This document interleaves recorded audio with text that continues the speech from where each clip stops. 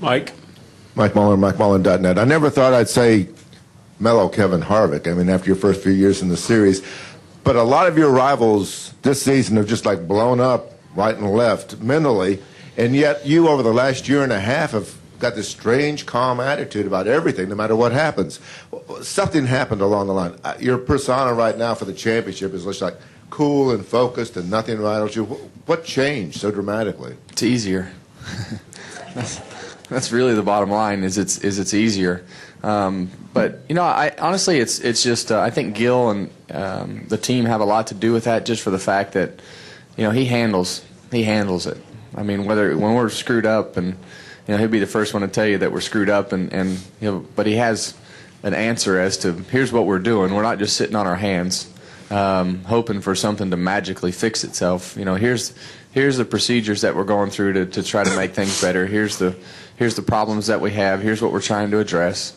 And he just handles it. He lets me be myself, and when I get mad and get frustrated in the car, he lets me yell on the radio, and then it's over with, and we move on. So it's when you have people around you that are doing their job and doing it well, and dotting the I's and crossing the T's and doing everything that comes with it, I can be a lot calmer. And I think a lot of the things that we've done, you've seen everything that's happened with the nationwide teams and the truck teams, and that stuff didn't just start. I think you've seen Austin in the car this year. You've seen a lot of the things from RCR really helping line things up on the nationwide and truck side, and it's just been easier on me. Go ahead, Dan. Dan Gelston, the Associated Press. Kevin, how did your deal with Eddie Sharp Racing come together, and how important is it to keep those entries on the track?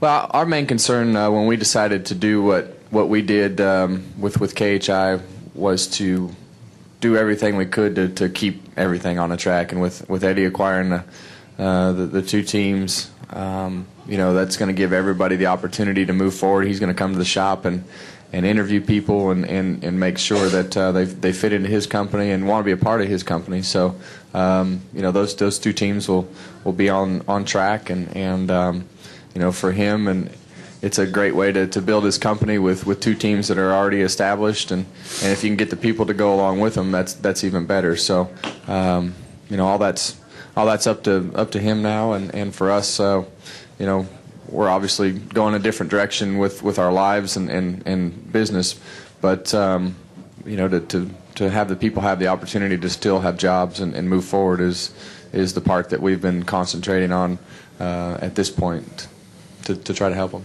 Go ahead, Bob. Bob Hucker, SceneDaily.com. Will you run the 33 and the two trucks the rest of the year, or will Eddie start kind of taking over that? No, we'll as of today, we'll continue running them. Will you run there's thought that maybe you wouldn't run them both the rest of the year. We have sponsors, so we have to run them for the most part. Anything else for Kevin? Go ahead, back in the back to Steve. Steve Richards of PRN. Going to Dover, I mean, does Bristol have anything to do with it, or how's your deal for Dover?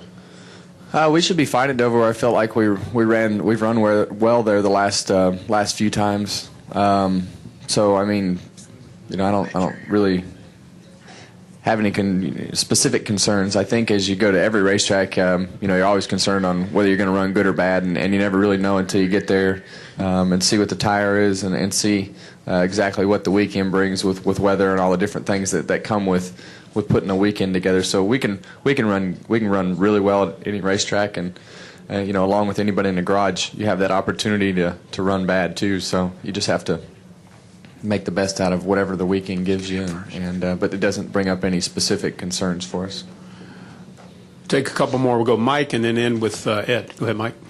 Hey, Kevin, back here, Mike Vega, Boston Globe. I don't know if you've been asked this or not. Apologize if you have, but the dynamic that this race has presented in the past in terms of impacting the chase as the leadoff race. I mean, how's that changed now that it's number 2 in the lineup in terms of going to a track in Chicago where the mile and a halves are a key component, in the chase, and now coming here, which could be a potential landmine, in terms of, having to race on a tricky track, tight track, qualifying and whatnot?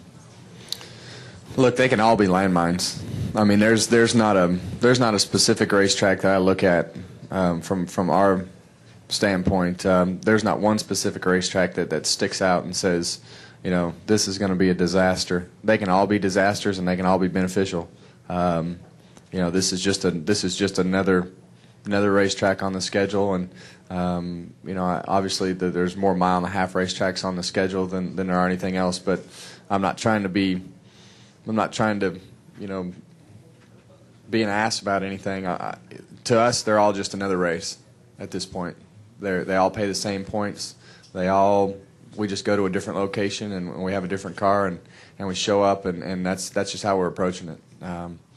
It's just another race, and we're going to show up and hopefully take the most points out of it. Our first goal is to win, and our second goal is to get everything we can out of it. So they can all be landmines, and they can all be good for you.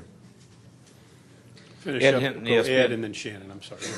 Ed Hinton, ESPN.com. Just kind of to follow up on that, Kevin, for you specifically, like Mark Martin, when he won here a couple of years ago, said, I can't believe that this is one of my worst tracks. For you, it's been some years since you won here. How do you view this track as far as your ability to perform on this particular, on a flat 1 mile track? Well, we come here, we expect to win. I mean, that's just, you know, how we feel about it coming in. You know, last time we came here expecting to win and finish 21st. So, you know, it's just one of those deals where there's so many things that can bite you at every race, whether it's track position, whether it's strategy, you know, whether your car's just not handling good. There's just a lot of things that can bite you. And this place, if you get behind and you get behind late, you aren't going to make it up.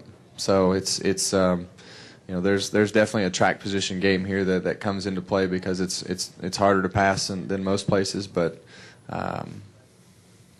you know, all in all, we come here with a car that's won on 2 flat tracks this year, and we feel like, you know, we don't expect anything less than that, you know, but that's what we expect every week. Final question. Go ahead, Melinda. Hey, Kevin, one more question about fuel mileage. What role do you think fuel mileage is going to play in the race for the Chase? In the race? In the Chase. In the Chase, okay. You know, I think the fuel mileage is always a possibility to be a part of it. I mean, there's no way to know exactly how many races will work out that way. But when you look at the history, or you go back and you look at the stats from the year, whether it's Cup or Nationwide, for whatever reason, there seems to be a lot more runs at the end that come down to fuel mileage. So, you know, you have to plan for it, and you have to count on it happening based upon past history.